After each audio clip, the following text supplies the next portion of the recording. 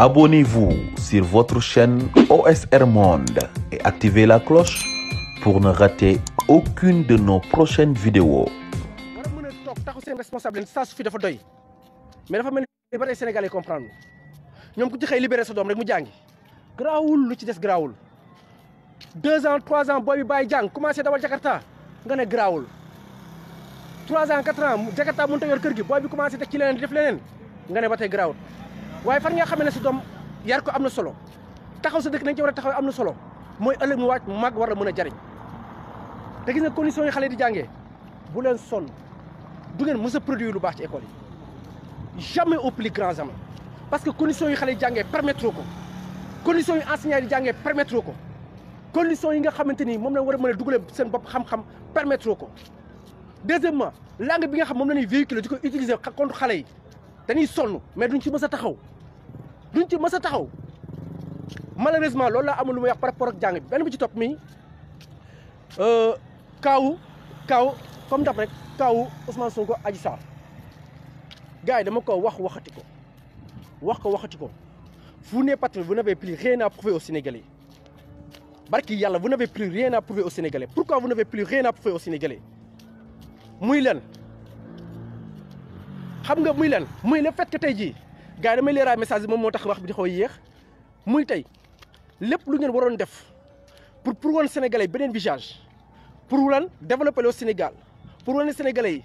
mënoon def lu ne ak dignité pour gëmloo Sénégalais yi seen bopp def ngeen ko yéen amul ko lu ngeen prouver ci Sénégalais yi seulement nag tey gis ngeen révélation yi nga xam te ni Aïda Mbodj def na ko muy ñoom pexe yu ñu bëgg a def yëpp moom mooy taqal deru Ousmane Sonko mais lu ma leen waxoon ci sama wax bu yàgg ba rek ku yàlla defar ba nga de baax kenn mënu la bonal ba nga bon tey ji nit ñi ñëpp jóg di xeexuñu kenn parce que injustice bi la ñuy xeex dëkk nan la mën a doxee sans opposition kooku da nga fa mën a réclamer démocratie dëkk ba nga xam ne ki nga jox moo jiite day jóg lu ko neex mu def nu mu ko neexee mu defee te kenn du wax di kontaan li tax nag ma am fierté ci waa Kër Baye mooy billaahi ñooñu man murid laa mais lu tax ma am ñooñu fierté ci ñoom muy ñooñu barki Serigne Saliou Mbacké ce sont des gens avertis yu xam enjeu xam géopolitique xam a ëllëg lu muy juri xam ni lépp ëllëg lan lay juri xam aussi tam pression bi nga xam ne les occidentaux teg nañu ko xam suñuy ressources suñuy sàcc chaque jour xam askanu Sénégal seen souffrance di ci dox bu dëgg bëccëg man ñooñu dama leen a naw parce que ñoom comprendre lan mooy dëkk comprendre ne nit ki mënoo di dëkk ci jaamu yàlla te nekkoo ci conditions yu ko permettre non ñun ay nit ordinaire lan ñun suñ pour jaamu yàlla mu métti day fekk suñu bopp bi xoolal mu leer ne dépasse nekk di toj suñu bopp bi mais saa yi booy commencé kabar sax sa bopp bi dépassé nga ci ne di mbalax xale ba ca kër ga sa xoolal xale ba ca kër ga sa bopp mu ngi fi di mbalax fay jàng xale yi sa bopp mu ngi ci nekk di mbalax est-ce que may dégg sa yaay ba ci kër ga nga war koo topp ay médicament war koo fàcc traitement yi sa bopp bi mu ngi sa bopp bi nga bëgg a am kër mu leer na mënoo ko am te laaloo 5 millions mu ngi sa bopp bi ñoom donc ils ont bien compris que pour que dëkk bi mën a neex pour que jaamu yàlla gi mën a ànd tey ji lu ci gën mooy lan mooy démocratie itam teg fi ka nga xam ne ni gëm na yàlla mu dindi fi li ñuy def parce que amul benn diine ci Sénégal bu permettre li nga xam mooy homosexualité amul mooy genre bi nga xam te ne ñu ngi koy tey collé côté ci suñu carte d'identité dama ne amul benn diine bu ko validé fii parce que Sénégal diine yi ñu fi am yëpp mosuñu accepter le mot genre mais ñoom ils ont bien compris l'enjeu moo tax man dama am fierté ci ñoom waa Kër Baye ndax fierté moom waxul allez nan dem fierté bu ma am ci ñoom lan la aca bien allez fierté bu ma am ci ñoom mooy lan mooy non seulement ce sont des gens avertis mais am fulla ak fayda ba nga xam kenn mënu leen a mën a ci poto ba tax aussi waaw am sa tablette yaa ngi dégg non seulement kenn mënu leen a jël dugal leen ci ay gaam yoo xam ne dugg te kenn moomu leen te kenn mënu leen a jël man loolu moo tax ma am ci ñoom fierté parce que dëkk am na fu mu toll nit ki dafa jël responsabilité am mooy lu ma doon wax rek te aussi tam ku lire programme waa Pastef bu dee nit nga dëgg li nga xam ne gars yi bëgg nañ changement mooy lu ñu doon wax le 4e pouvoir yàgg naa di ko wax gars yi bàyyiwoon ci xel gars yi nan nga mën a jëlee kilifa diine yi tey jëlee leen ci li nga xamante ni moom mooy gestion dëkk bi dañ ci war a impliqué wu parce que ci dëkk bi leen dëkk dañ ci war a mën a am baat di ci wax nga xam bu baaxee ñëpp la baaxal bu bonee ñëpp la bonal tey ji bu nga xamoon lépp luy spécialité ñoom ñu yor ko gérer ko nekk pouvoir ba nga xam ne dafa valable tey yaakaar naa ne kenn du fi validé ngóor jigéen yaakaar naa ne tey kenn du ko cautionné yaakaar naa tey duñ fi am doole bii ñu am yaakaar naa ne aussi itam duñ mën a cautionné képp ku nekk ci dëkk bi di sàcc askan wi di leen nax saa su ne di leen noot non mais malheureusement tubaab bi dafa muus xam na ne progression leen moo ko mën a arrêté mooy diine ji ak jur gu nuy jur te surtout diine ji di leen wax nag gis ngeen acharnement yëpp ngeen di gis gars yi fàttaliku leen Sénégal vecteur la yàgg naa leen ko wax samay live ne leen Sénégal vecteur la ci li nga xamante ni moom la nar a implanté muy nouvel ordre mondial beeg muy le fait que genre seen tri yu nar a def ak yooyu noonu Sénégal vecteur la ci gars yi seetlu leen bu baax ngeen réfléchir ban dëkk moo gën a stable ci Afrique de l'Ouest Ghana moom xalaatu ko fa def parce que ñoom dèjà ñoom def na ñaari atu yàlla sans étu FMI teewul ñuy am croissance bu gën a baax ci Afrique sans étu FMI ñuy def seen budget 2 ans de suite sans étu FMI yaakaar naa ne bii mooy 3e année sans appui ni étu FMI te teewul à chaque fois croissance yu gën a baax ci Afrique ñoo koy am rawatina Afrique de l'Ouest est-ce que li may dégg mais malheureusement xam na ne foofu mën na ko fee à part Ghana Sénégal li moo gën a favorable moo gën a stable pour que ñu mën a def li ñu bëgg a def parce que Sénégal boo reyee ngëm bu fi nekk jeex na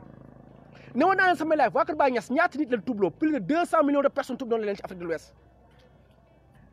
te dama ne ku am diine am loo gëm moo xam diine boo mën di gëm billaahi wallaahi wa taala yéene dañ ko rus a def même sax boo gëm sa diine mais nga bokk ci biir da nga am na nga xam daf lay jomm yow mën nga def lu ne mais am na nga xam ne doo fa yegg parce que sa ngor du la ko may jugement bi nga xam ne mooy opinion bi nga xam ne fi nga bokk ci kuréel bi nga bokk bi ñuy am ci yow mooy tax yow du la ko permettre techniquement moo tax ñoom lu ñu mën a def pour leen installer fi loolu noonu bi Sénégal dañ ko fay def parce que Sénégal vecteur la Sénégal dëkk bu stable la Sénégal lu mu def rek day véhiculer day dem Mali waxuma la sax ngóor jigéen mais bu la jàppee ngay sàcc dañ lay taal billaahi dem nañ Côte d'Ivoire ak Guinée ay dëkk yi nga xam ne nii boo fa demoon tey bëgg a def yenn affaire bu ko fa prôné mënut a jàll mais ce qui est sûr que bu jàllee Sénégal day jàll deuxièmement lu tax gars yi di défulé wu ci kaw Ousmane Sonko chaque jour je vous ai dit que le problème bi c'est pas Sonko mais idéo bi muy projet bi nga xam te ni waa Pastef am nañ ko pour développer loo Afrique c'est ça le problème muy xam na ne partout am na ay jeunes yi nga xam te ni comme Pastef li ñuy def leen commencé def maanaam genre danoo ñëw commencé jël seen matuwaay bopp commencé dund patriotisme pur et dur c'est ça loolu moo commencé ab Afrique ñu xool analyser tendance bi xam ne lii bu demee ça ne l'arrange pas arrangé wu leen benn yoon qu'est-ce qu'ils ont fait ñu ne donc ki nga xam te ni moo ko fi njëkkee osé ko nan ko jëm a massacrer su ma nee njëkk nag mooy suñu génération 2.0 mu ci 3e millénaire yi ñi nga xam te ni am na fitu njëkki ko parce que Anta Diop sàkkal nañ ko pexe Alpha Blondy Diop sàkkal nañ ko pexe keneen sàkkal nañ ko pexe kon donc ñoom lan la ñu bëgg moom mooy fexe ba casser rythme bi nga xam te ni moom mooy les patriotes su ko defee ñeneen ñeex ci yeneen dëkk yi xaw a tapet xaw a wàññi tuuti Ousmane Sonko demoon na fi Niger ak feneen ak feneen ça veut dire que gars yi ñu ngi commencé dund les Kémi Seba lu tax gars yi di ko tere dëkk bu mu jëm ñu ko doo fi wàcc gars yi fawuñu si Kémi Seba lan la def critiquer franc CFA tout court xalaat leen bu baax critiquer le franc CFA tout court c'est ça que Kémi Seba a fait amul benn mal bu mu def mais gisee nu ñu koy def dëkk bu mu ñëw ba ci Sénégal dañu koy dàq rek doo fi ne parce que en réalité dañoo bëgg a satisfaire France en réalité France dañoo bëgg nekk jaamu nu mu wax ñu wax ko parce que ñoo ko bëgg nekk ay classe su Macky gi dañoo bëgg nekk jaamu France bu ne A ñu ne A bu ne B ñu ne B en réalité mais comme que nag Ousmane Sonko particularité bu mu am moom mooy y a des gens yu ko gëm yoo xam dañoo désintéressé wu carrément ci li nga xam ne mooy xaalis wala nangam lu leen intéressé mooy le développement lu leen intéressé mooy le changement ñu xam ne même élan boobu noonu bu commencé am Côte d'Ivoire commencé am Mali commencé am Burkina mais vous imaginez gars yi France fan la jëm bébé viens là kan toog ni viens là vous imaginez gars yi France fan la jëm est-ce que France tey jii nga xam ne li koy dundal muy lan moom mooy ces colonies ñoo koy dundal ba tey fa lay imposé wu xoolal Orange ñaata milliards la ñuy rey par an Orange xoolal Canal ñaata milliards la ñuy rey par an xoolal Total ñaata milliards la ñuy rey par an rien que pour citer ñi nga xam te ne mooy entreprise yu mag yooyu nag ñaata milliards la ñuy rey par an ne me dis pas qu'on n'est pas capable de faire ça yéen a fàttali ko Touba Oil xale ñu tëj nañ bu dee sonn kenn mënut a concurrencer ak ñoom xam nga am na benn vidéo bu ma publié woon sur Facebook ak sama compte TikTok et tout muy Ndongo Diop patriote bi que boobu maa leen doon expliquer lan maa leen doon expliquer genre pour ngeen teg seen bët yéen en personne ci Ousmane Sonko autant pour moi ci Ousmane Sonko benn vidéo moo posté woon muy expliquer maanaam ñoom bu ñëwee ay Auchan affaire nu ñuy wàccee ni nga xam prix yi pour benn moment enregistré ay pertes ba nga xam ne mi ñeneen dañuy mujj daw bu ñu doyee ñoom ñu gérer le marché yor le monopole lu leen neex lañ koy defee déjà expliqué naa leen loolu bébé non arrête expliqué woon naa leen loolu vidéo bi posté naa ko pour que ngeen comprendre ñoom lan mooy seen élan lan lañ bëgg ñoom pour que ngeen comprendre ñoom ce qu'il veut en réalité ce qu'il veut ñoom lu ñu bëgg moom mooy noot la économiquement noot la socialement culturellement noot la ci lépp mais loolu lañ bëgg en réalité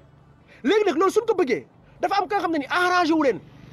imagine wu leen tey Touba Awel ba mu fi nekk rek mu fekk fi si nga leen xamante ni mooy loolu EDK bii nii nga xam Ousmane Sonko fa lay dem jëndi carburant ay auto imagine que EDK am doole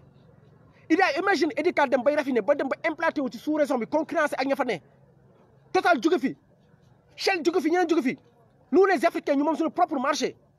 vous imaginez non seulement lan lay jur ci dëkk bi ban jeexital lay am ci dëkk bi les gars mais malheureusement il y a des Sénégalais qui n'ont rien compris du tout et qui ne comprennent rien du tout rien du tout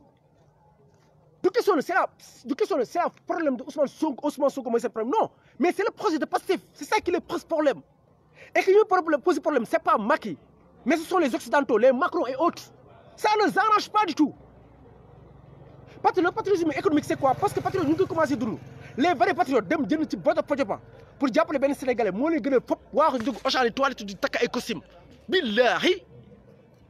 parce que ils savent que tant que ñu ngi jël suñu bénéfice tant que ñu jël si économie di ko jox ñooñu di ko teg seen loxo jamais duñ mës a développé bu leen sax sonn te boo amul développement mun a am couverture santé bu baax mun a am système sanitaire bi nga xam te ni moo baax te li may wax ku ko weddi ko rek yàlla nga am waajur bu feebar nga yóbbu ko hôpital ci lay profité waale pour wax leen ne tey ji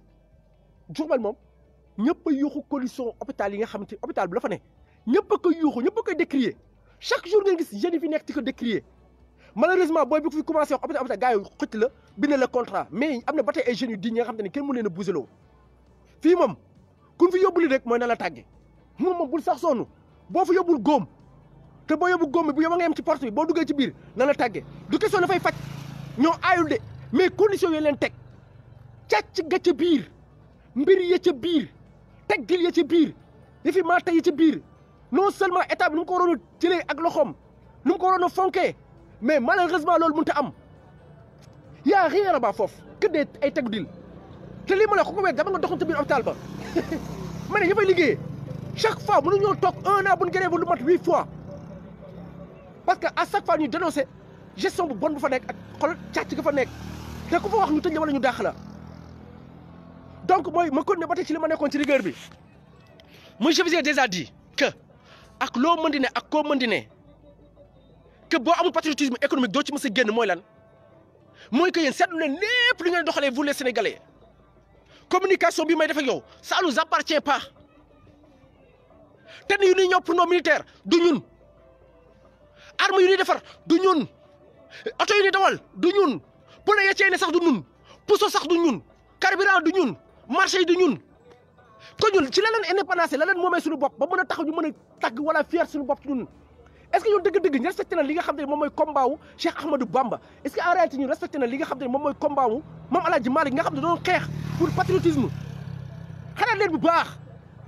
est-ce que ñun jox nañ cër ñooñu noonu nga xam da doon xeex pour nootal bañ am da doon bañ da doon wax non Cheikh Omar Fouti Tall pareil Cheikh Omar Boun Diop pareil bi ma ci gën a métti nag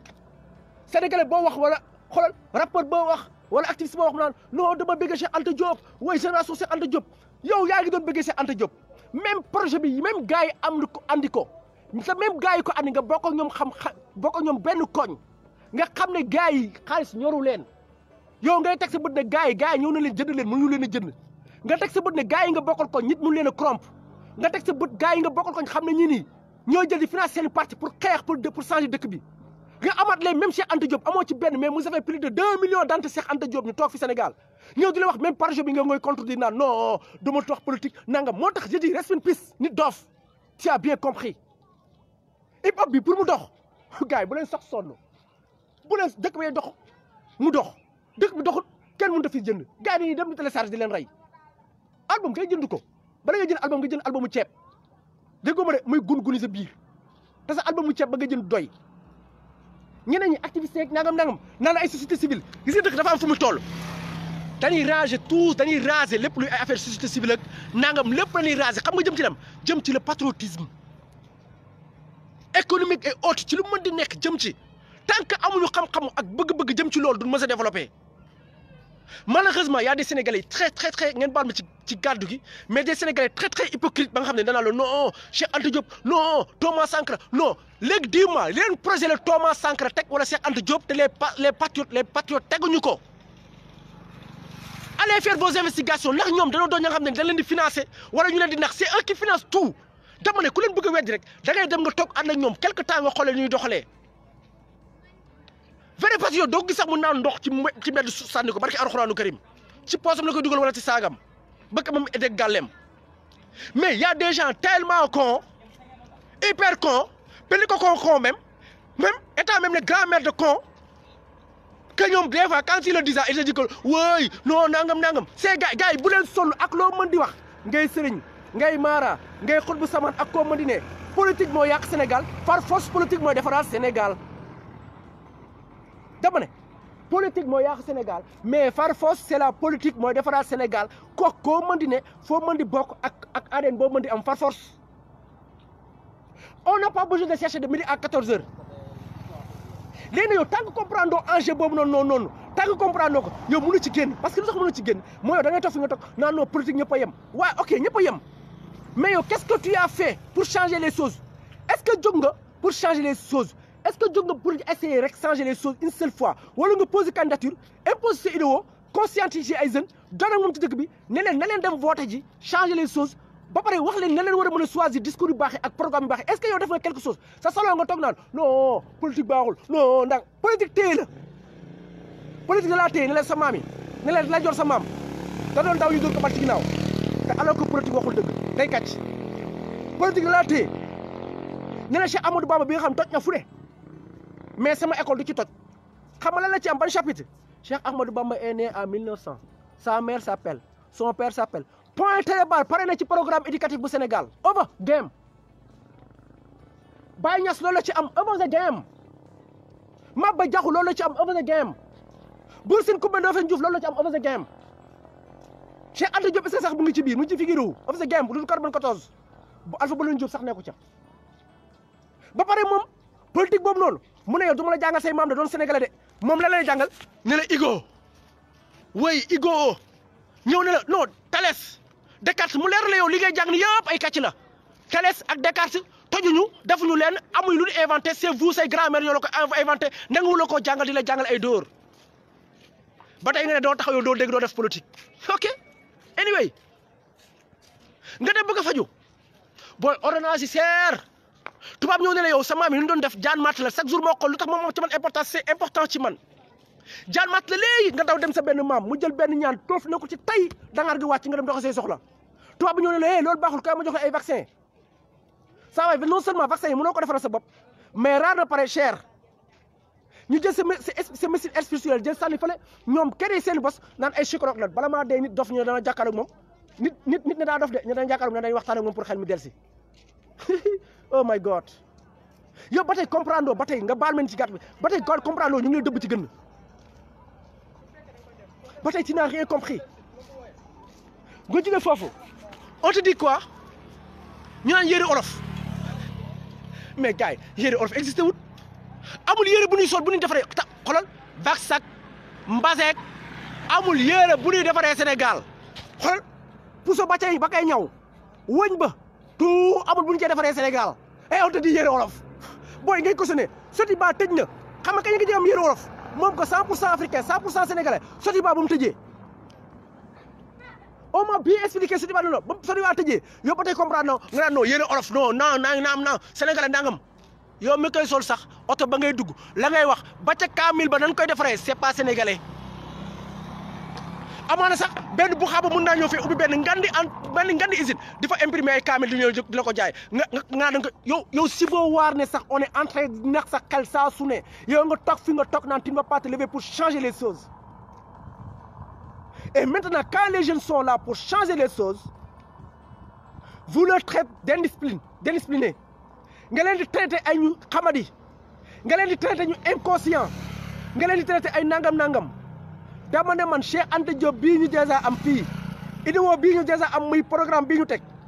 Sonko sax moo la gën a xam ne moomu ko waa Sénégal ñoo ko moom Diomaye moo la gën a xam moomu ko Matar moo la gën a xam moo ko xoolal Thiam moo la gën a xam ne moomuñu ko Sénégal c'est pour le Sénégal c'est pour l'Afrique ba tey yow nga toog fi nga toog ne non tu ne vas rien faire bébé arrête ce que tu fais arrête yaa ngi dégg man ba tey jàng naa ba pare sama lii ma àndal tout tànk bi laa espéré mu jàng wolof jàng ci làkkam man déjà sacrifié nañ ma mais je me bats pour mes enfants je me bats pour le Sénégal de demain je me bats au moins su may màgget fekk samay doom ñu teg ma ci hôpital ba nga xam te ne booy 5 étoiles la ma mën a am dee bu paisible mais booy yaay dugg ci hôpital yi na ma yàlla jégal booy saw yi da lay attaqué ci porte bi gaayen nga koy dund kenn lijjantiwu la parce que dafa ne aay nan finalement dañ leen jël di yóbbu ci yeneen dëkk ba tey yow nga toog doo yeewoogum dama ne yow sénégalais bi yow kilifa bi yow rappeur bi yow activiste bi yow société civile ak koo mën di nekk Sénégal fii mu toll nii ñaar yi moo am contact bi 2024 la soit on change les choses soit ñu continuer dund ci biirum jàmm te ñun buñ ko changé duñ ci yem kese dañ ci am jaamu yàlla parce que dañuy changé Sénégal changé Mali changé les autres pays que ñu wër parce que ñu ñooy vecteur bi nga xam te lu ñu def ñu def ko tey lu ñu def tey suba ñoom ñu def ko au nom de Dieu mais yow nag tant que yow understand noo loolu yow tant que respecté woo loolu yow tant que jëloo loolu nga def ko sa bopp yow mënoo ci génn malheureusement c'est ce qui se passe au Sénégal muy lan muy du ma dem doo dem te ma takk suuf déedéet du ngeen dem yéen ñëpp parce que kenn ki buy def kenn ki di yàqu du ngeen dem yéen ñëpp mënut a nekk léegi nag xam nga mbir mi lan moo fi nekk ce sont les jeunes man je ne dis pas aux vieux parce que ñi nga xam ne ni ancienne information bi leen am je leur aw ma sax lu may leen di expliquer je dis aux jeunes yow mu toog sa koñ ak nangam non booy wax sax nit di la mbalak wala ngay wax nit gëm ko yow li nga gëm jugal nga defi ko vas-y lève-toi dama nga defaat le projet vas-y lève-toi dama nga defaat noonu am ñun sax duñu wax ci affaire dossier bi ay lii ala daam parce que dossier bi ñëpp a xam ne waxuma la ay vide mais dafa existé wut Macky lii muy def ah non mais conscient day force di ko def waaye neexu ko parce que moom dafa takk boppam bu mu jàmm pare moom joxe na boppam jaay na amam parce que gaayam mënu ci dara mais ñun ñu ngi suñu am ak suñu honneur ba tey ñun jaay ñu kenn suñu am waxaaluñu ko kenn ay digne fii sénégalais lan ñun am na double nationalité am na kër Ouston non sëriñ si pareillement activiste si pareillement rappeur bi pareillement moo tax sànq li ma doon wax ci école bi sànq bàyyiwu leen ci xel xam naa gars yi dañoo jàpp ne sama waxe dafa léger et tout dama leen fii di Diourbel moo waxaat ko pour wane leen jàng bu bon bu ni jàngal lu suñu làkk jàngal suñuy maam dina jàngal yeneen maam dina dóor yemuñu ca mais Diourbel fii ay courte A moo am courte B ci école yi maanaam suñu doom yi semaine bi yëpp ñetti fan lañ ci jàng ñetti fan ñu ci jàng maanaam ñu ci jàng minimum diggante 8h 13h point très barre pendant ce temps ñu jël ay milliards di ko def ci ay TR pour leen satisfaire France TR bi c'est pas pour les Sénégalais c'est pour satisfaire les Sénégalais les Français yemuñu ci loolu ñu jël beneen ay yeneen projet mais quel genre de projet encore ñu jël ay projet ay BRT ay électrification nangam ay nangam ak nangam des projets yoo xam ne ñu sax xoolal gagné wuñu ci arrangé wuñu ci mais malheureusement qu'est-ce qui se passe ces projets là on les donne aux étrangers on les donne au ministre national yow ba tey yow nga ne da ngay bàkkoo say magu dem jàpp ne say magu dem la waroon a xeexee dañ ko de waaye yow moom yaa ngi ci buumu njaam yow jàpp ne yaa ngi ci buumu njaam ba tey tous les sénégalais nag barke alxuraanu karim yéen a ngi ci buumu njaam monnaie bi ngeen di laal du seen monnaie moomu leen ko yére yi ngeen di sol defaru leen ko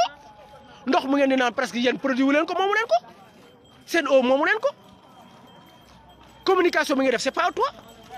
yow lépp looy mën def ak loo mën def jàppal ne si xoolal amoo leen looy def luy sénégalais yow daal yaa force sa bopp sénégalais am sa carte d'identité bi ni sénégalais mais t'es pas sénégalais qu'on se dise la vérité personne n'est sénégalais personne pour l'instant parce que contrôler woo rien du tout sa dëkk rien du tout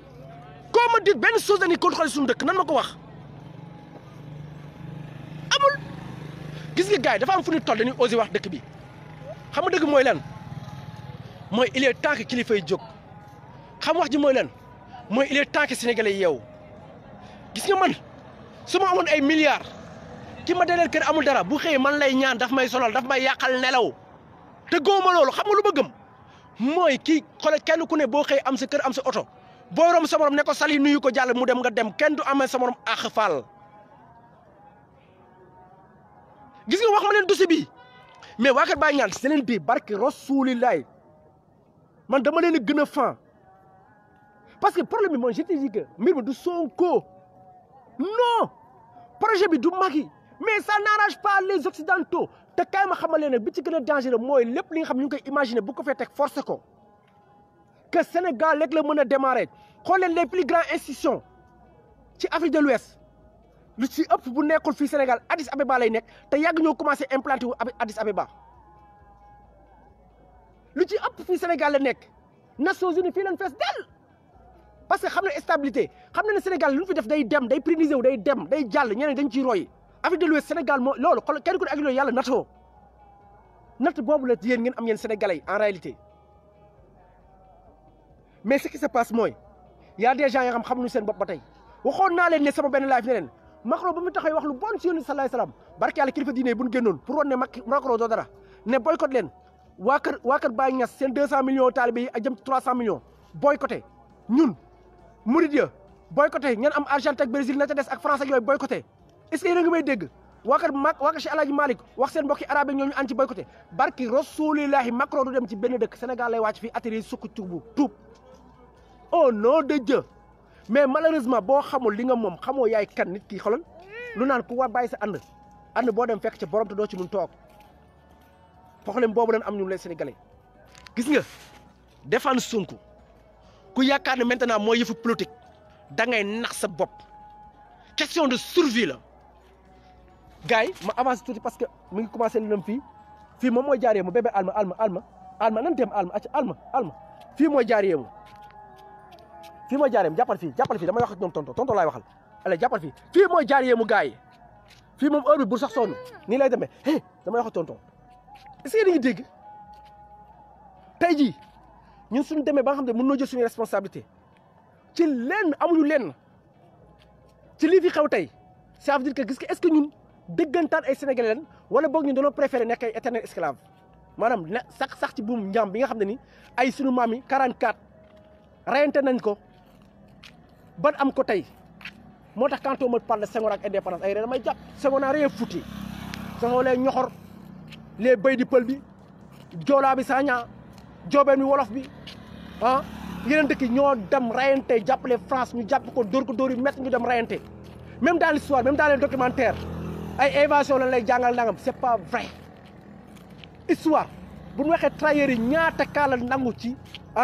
ci les nazis kenn xamul nu mu toll mais en réalité doo ko gis fenn fu mu apparaître mais quand on me parle de Senghor ak suñu indépendance ak la ci xëy ay ree damay jàpp c'est pas lui c'est ça le problème nous c'est ça notre problème nous les Sénégalais mooy lan ñun du ñu dem au fond lu tubaab wax dëgg la Sénégalais bi lu mu wax du dëgg tubaab na ñëw léegi sol benn jean bu bon fu mu dugg ñu xajal ko Sénégalais bi na sol lu rafet barke yàlla foo dem ñu téye la bul sol on se respecte même pas léegi nag malheur bi mooy le fait de défendre Sonko c'est une question de survie bu dul dara sax démocratie bi nga xamante ni kañ lañ ko commencé namp mooy 2000 jamonoy njuufa xalaatoo wax naka su dul loolu xalaatoo ko 2000 lañ ko commencé namp gars yi même pas 20 ans démocratie boobu seey ba nga xam ne ni kenn ñamawutoo saqat li ma gën a métti ay kilifa ni moom naan Macky yaay borom réew mi yaay jiite réew mi nangam nam Macky moom réew mi ça nous appartient ñun ñoo moom suñu réew ñun ñoo ko confié ñun ñoo voté ñoo ko jox suñu budget ñoo ko jox suñu nangam te non seulement il nous a dit des choses yoo xam dafa waroo te lii mun waxee ni mu waroo noonu la demee ci waa Touba diggoon leen hôpital ba tey def ko waroo ko noonu la demee ci ñeneen waroo ko dem ci ñeneen waroo ko bi mu xamee ne instant bi moom politique bu mu bëgg a def mënu ko attanu ko amul idée bi parce que jaay na amam qu'est-ce qu'il a fait mooy dafa mujjoon dem kër kilifa diine di leen dóore da leen tabaxal ay fu nit ñi di magasin ay xawma ay maison d'accueil xaw ma nu koy wooye noonu affaire yooyu noonu ne da leen di dóor te moo fi taxawoon de pour la ngeen wax leen xam ne moom li muy wax cohérent wu ci pour ngeen comprendre ne moom li muy wax gëmu ko sax moom bu ñu fi jóg a yëg dafa ne leen sëriñ si ñëpp a yem vous êtes des citoyens ordinaires ngañ jaar vous êtes des citoyens ordinaires tey ci ñooñu lay daw te fi nga xam ne moom na ma yàlla jégal moom amul ngor mooy laay wat bu ñu ko bëggee tëj parce que yaa Rasuulullaah dafa daw dem Touba pour ñu mën ko cee génne loolu mooy li nga xam te ni mooy réalité bi am dafay doon toog nii tuuti yeggale mais malheureusement ba tey Sénégalais bu dul dara gëm sa bopp bu dul dara gëm sa réew bu dul dara mooy parce que assises nationales yi nga xam te ni ay ñas ak yooyu noonu tey demoon nañ fa au temps ne dañ koy def sénégalais yëpp espérer kontaan ci tey ñu yéeg mel ni xamatul sénégalais yi te man ay points yu ko gën a fort yu ko gën a conséquent tey ñoo nekk ci programme Pastef ak koo mën di nekk nga doon sénégalais bu diñ sa bopp am waxuma la am xel sax mais diñ sa bopp am ngir yàlla ak respect sénégalais dem yëri programme bi ba pare xool booy seen doxalin ak nu ñuy doxee au nom de Dieu laa lay waata di nga lii xoolal di nga gëm programme bi par force man Cheikh Anta Diop du ma romb bu fekkee wu ma ko beneen Cheikh Anta Diop ñëw fi wala yeneen Cheikh Anta Diop ñoom romb fi may toog bañ cee bokk sama loxo da ciy bokk fii Diourbel des fois damay dajeeg ay responsable APR au nom de Dieu pour wax ne le Sénégal ni mu amee ñu baax mais tamit am tamit ñu hypocrite dajeeg ni mu ne ma booy banaa ñooñu ma ne ko lu tax mu ne ma booy ñii baaxuñu nit ki mën nga def li nga def pour suñu Sénégal moo nu ñor après tout ak loo mën di am ak loo ci mën di gañe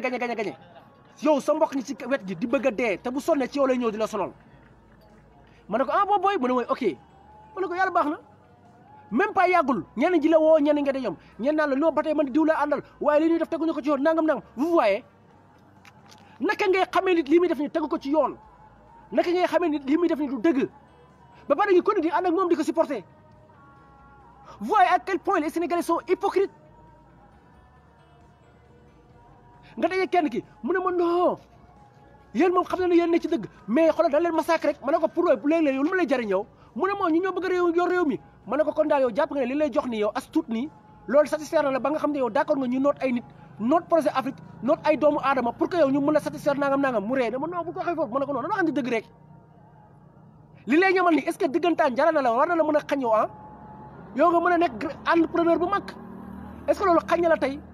jaral na la yow mu xañ la yow que ëllëg nga feebar wala sa doom nga dem ci hôpital ba nga xamante ni waaye hôpital New York sax gënu ko taxaw sa doom war a jàng mu leen sa doom day jàng léegi di concurrencer ak chinois yi gën leen taxaw foofu techniquement psychologiquement ndax tey àdduna bi nit ñi ñu ngi wax ci lan ay intelligence artificielle nit ñi ñu ngi ci beneen débat ñu ngi ci yeneen affaire ñun on est là à parler de démocratie jusqu'à présent oh my God am dëkk yi nga xam ne nga nekk fa jiit wala nga nekk yor fa responsabilité non du luxe au contraire fardeau la am dëkk yi nga xam ne ni xoolal te sénégalais xam na li ma wax jox ma ciy dugg am na dëkk yi nga xam ne ni c'est vrai am na koy def tête pour mère affaire yooyu noonu mais c'est la vérité mais tey jii nga am dëkk yi nga xam da nga fay dem billahi wallahi nga nekk ministre logements sociaux nga yor comme tout le monde c'est pas extraordinaire mais ba tey yow sénégalais bi accepté woo développé ba tey yow sénégalais bi accepté woo gis dëgg bi gars yi bu nu nax suñu bopp maanaam sénégalais yi ñoo am ka nga xam day gis dëgg bi ne dëgg bi moo am dama ciy dem ba jeex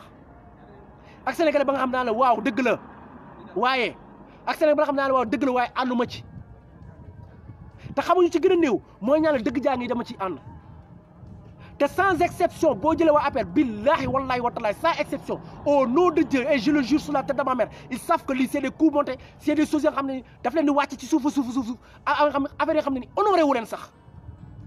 quelqu'un qui se respecte dignement gëm boppam gëm réewam gëm lu muy wax ne moom il fait de la politique pour changer dëkkam billahi wallahi lii nii def nii ku ko def ku ne nga war ko mën a weddi wala ku koy def yow boo bokk ci moom war a mën a seexlu sa bopp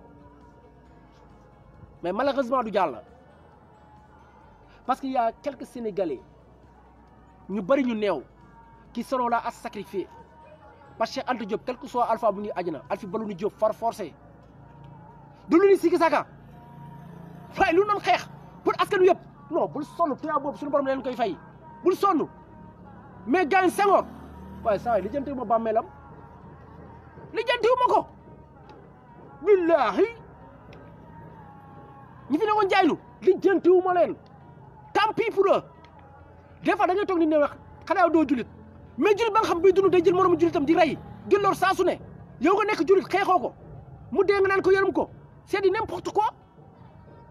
combien de sénégalais leen détourné li nga xam te ni fooy waroon na jëm ci hôpitaux yi ay sénégalais dee ci ñaata lekk moo waroon jëm ci sénégalais ñoo waroon dem ci sénégalais ay nit dee na xiif ñaata sénégalais la ay xa moom ak ay seeni morom rus naa jegale lu mat 1 mètre sama aduna parce que man du ma am ay contagion lu mu war a régler suñu borom ba pare di jege ñooñu nga xamante ni man sax mën naa def la nga xam maag sama borom la point très bas mais intérêt général bu war a sauver ay nit ay millions nga jël ko tey yow yemale ko sa bopp nii sa xool amoo ci benn vergogne amoo ci lay ruus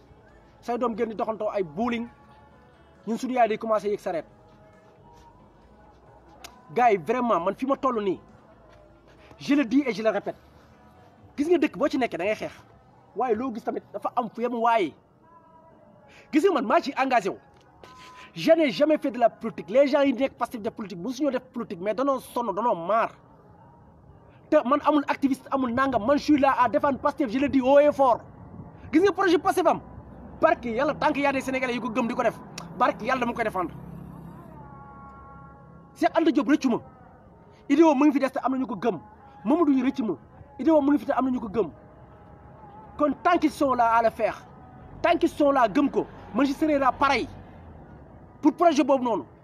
man je veux être autonome je ne veux rien venant de la France je veux que tout ko lu ma utiliser ñu defaree ko sama dëkk loolu laa gëm sañ naa ko